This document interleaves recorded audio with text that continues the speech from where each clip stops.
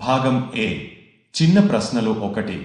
ఆర్థిక శాస్త్రం సంక్షేమ నిర్వచనం వివరించండి సమాధానం ఆర్థిక శాస్త్రాన్ని సంక్షేమ పరంగా నిర్వచించినది ఆల్ఫ్రెడ్ మార్షల్ ఆయన ప్రకారం మానవుల ఆర్థిక సంక్షేమాన్ని అధ్యయనం చేసే శాస్త్రం ఆర్థిక శాస్త్ర భాగం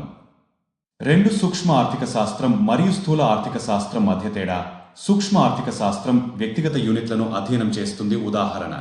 వినియోగదారు సంస్థ స్థూల ఆర్థిక శాస్త్రం మొత్తం ఆర్థిక వ్యవస్థను అధ్యయనం చేస్తుంది ఉదాహరణ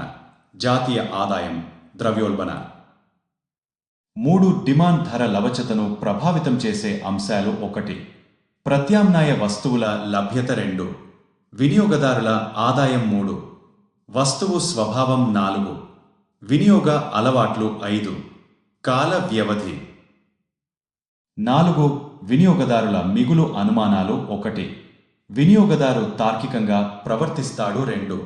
డబ్బు విలువ స్థిరంగా ఉంటుంది 3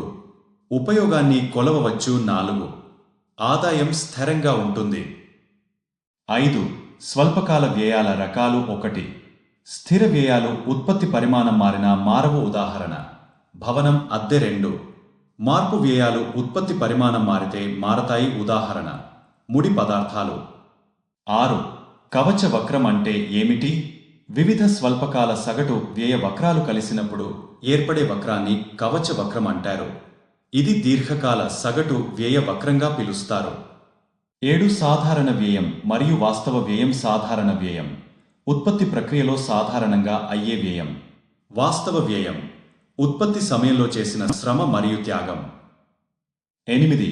పై తొక్క ధర విధానం కొత్త వస్తువును మార్కెట్లో ప్రవేశపెట్టినప్పుడు మొదట ఎక్కువ ధర నిర్ణయించడంను పై తొక్క ధర విధానం అంటారు